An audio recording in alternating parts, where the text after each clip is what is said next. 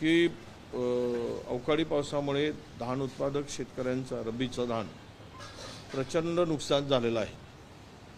आता थातूर मातूर सर्वे करण्याचं काम आम्ही ज्या ठिकाणी फोन करतो तिथे सुरू आहे, पण जिथे मात्र शेतकऱ्यांचं नुकसान होऊ नये सरकारने स्वतःकडून की यांचे पंचनामे करा आणि पंचनामे करून सरकारकडे रिपोर्ट सादर करा, अहवाल सादर करा, असं कुठलाही आदेश या सरकारने दिलेला नाही।